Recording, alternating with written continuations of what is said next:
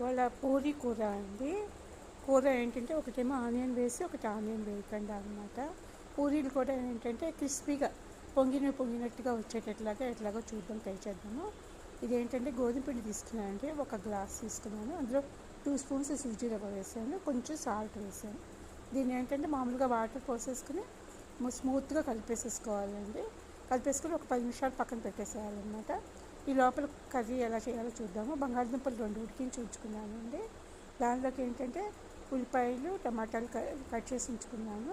మినపప్పు, శనగపప్పు, ఆవాలు, జీలకర్ర పోపు వేయించేయాలన్నమాట. వేయించేసి అందులో ఉల్లిపాయలు, టమాటాలు, కొంచెం పచ్చిమిరపకాయలు అండి వేయించేయాలన్నమాట. వేయించేసిన తర్వాత అవి వేగుతూ ఉండగా ఆలు మనం ఉడికించుకొని ఏం చేయాలంటే ఒకటి తీసుకొచ్చి ఇందులో కలిపేసాను. మిగతా ఇంకో ముక్కలు పక్కన ఉంచేసుకున్నాను అనమాట.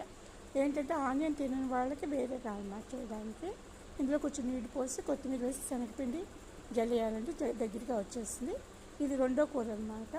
కొంచెం ఆలు పక్కన పెట్టుకున్నాను కదా, జీలకర్ర, కారం, కొంచెం కొత్తిమీర వేసాను. పూరీలు చూడండి ఎంత బాగా పొంగి వచ్చాయో, ఒకసారి ట్రై చేసి చూడండి.